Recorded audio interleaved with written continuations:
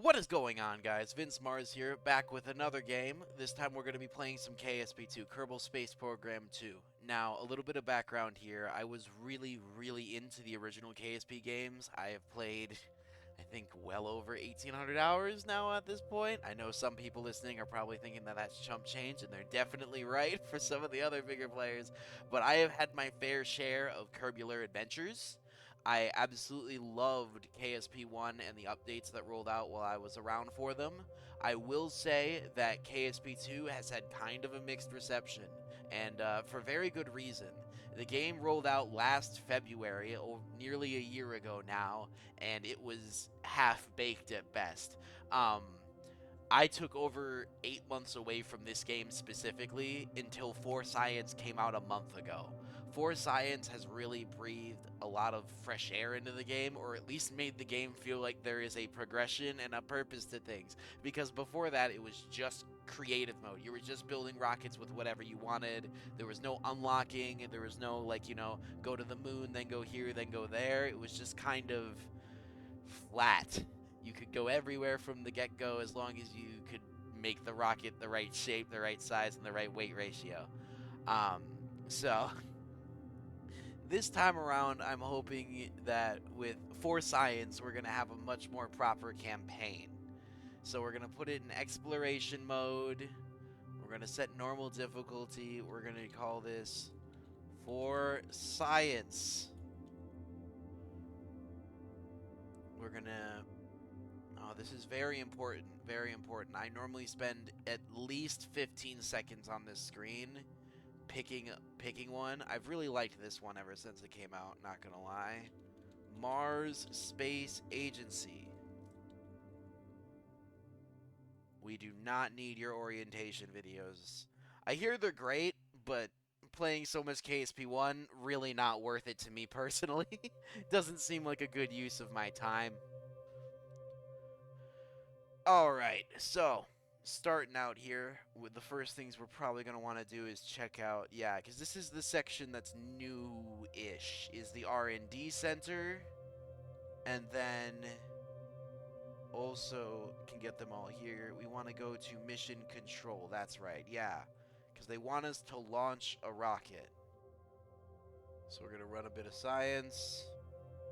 I mean, if this is how they count, I'm not surprised it took them this long to get to space, or that they needed my help. We launch. This is not going to end up anywhere, so let's just shoot for the ocean. There we go.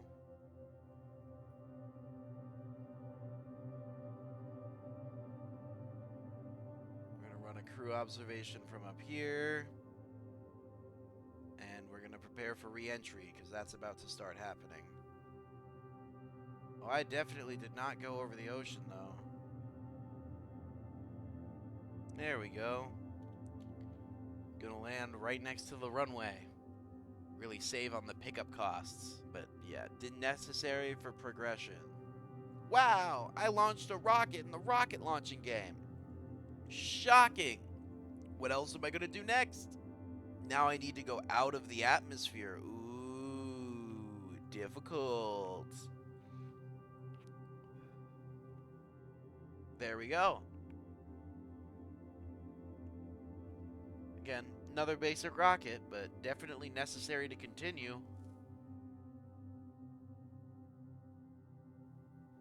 Alright, so we're gonna scrape out of the atmosphere.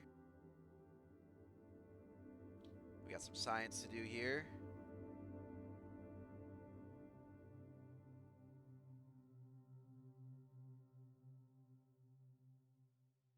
So now we've got more of a gradual slope here that leads back in. That'll make it smoother on re-entry, and will give me more time to shed my speed before I slam into the ground.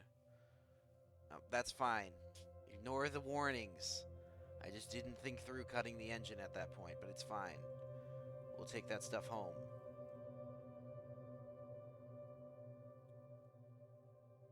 Goodbye, final booster.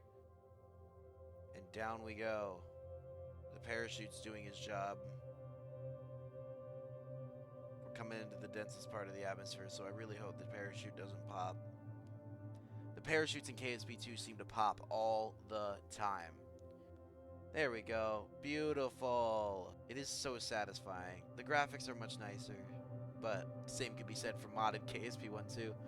Because I'm just not 100% sold on this game yet. It does good, but I'm not sure. So I'm going to launch the first probe into space. It's not reaching for the stars or anything, but it's definitely an improvement upon their ideas. Alright, let's send up our little Sputnik equivalent, really. Because we're just gonna make a little sphere. Solar panels. I guess it's good to space it out, so yeah, we'll put a tube there. Okay. Zoom! So, why the small tanks? Well, I wanted to try and get away with less fuel if I could, because it looked so dingy, but now I've accepted that we need thrust, and we need sustained burns, because this thing can't go fast, otherwise it explodes. So we need to do a sustained, slow burn for a long amount of time. But I want to put a probe in space. I don't need an orbital person in space. I'm going to put a probe in space, and I'm going to leave it there. It's never coming home. It'll sit up there, because when you're in a spaceship, crash, bad. They also have a term for crashing, or rather, blowing up for a spaceship. It's called a RUDE, a rapid, unplanned disassembly event. So next time something blows up, just remember, formally, that's a RUDE. Punch it, because he's still got fuel on him, so I can move him to another position if I need to. So we're going to extend out his little signals, his signal antennas, and he can sit up here and beep. Orbit Kerbal completed. Thanks, science.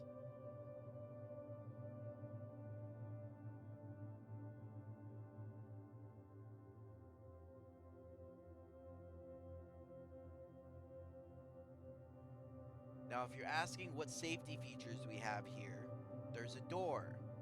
In case of emergency, the Kerbal is politely recommended to exit via the door. If the door is blocked, we offer a variety of audiobook Bibles in many other, besides just the Bible, all of the holy books. Audiobook holy books. There is also a bologna sandwich. So, earlier on, doing a little bit of a pitch is a good idea. It helps you spin or move along the planet's spin line, which gives you a little bit less expense when you're trying to get into orbit. It's not perfect.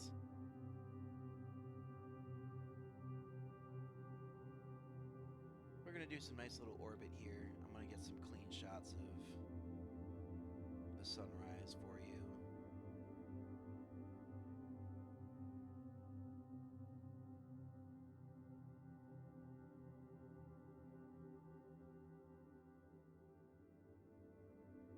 Time to pick our target and land. This ocean looks good. Okay, so here's how this works. We turn around and we brake. That should be good right there. Cool. Now we're going to wait until we hit about 70K, and then we're going to burn our entire engine.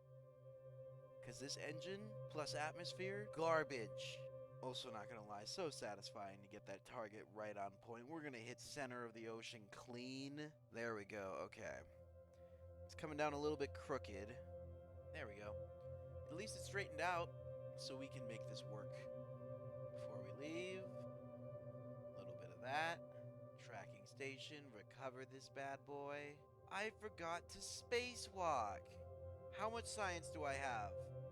I don't care. I have enough science. I'm going to the moon.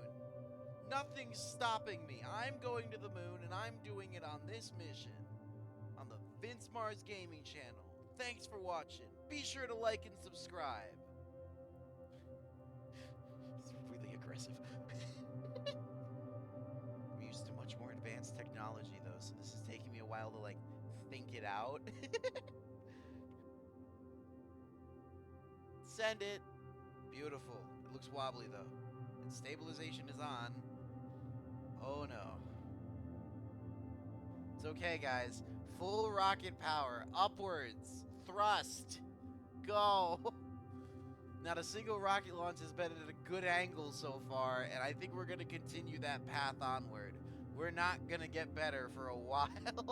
They got to get worse before they get better. Okay, so we just add some more oomph. When in doubt, more power. Slight adjustments made. Slight adjustments made. More engines. The solid engines should definitely burn out before the liquid ones. And if we have too much power here, I'll just throttle things around.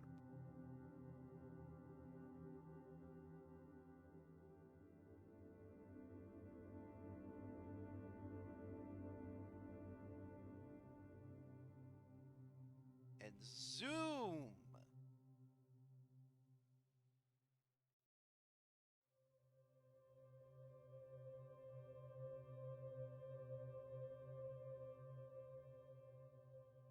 Just about to lose all the solid fuel. Dropping solid fuel. Full throttle! We're going up! We're going up! Listen to that thing roar!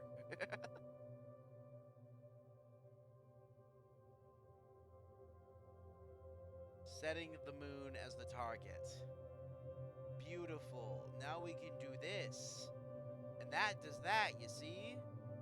And then we line up the moon. And we get real close to it. Real friendly like. There we go. Yeah, that's good. That's real good. Yeah. 50,000 meters. Can we get closer? Perfect. Okay. Now we do the most important part of KSP, which is quick saving.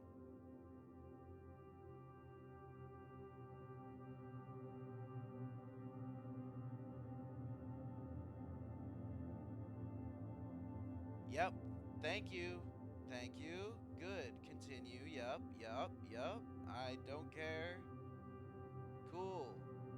There we go. Land on the surface of the mun.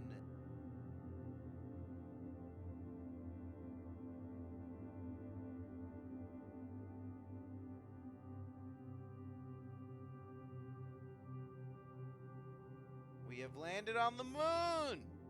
There we go. We have landed on the moon. We've planted a flag on the moon. I think this is the lowest tech moon landing I've ever managed to do. So now, Valentina, we're gonna get you home. Actually, the real deal, one of the most amazing stories I've ever heard was that in the early space days, there was a guidance system failure on one of the orbital pods.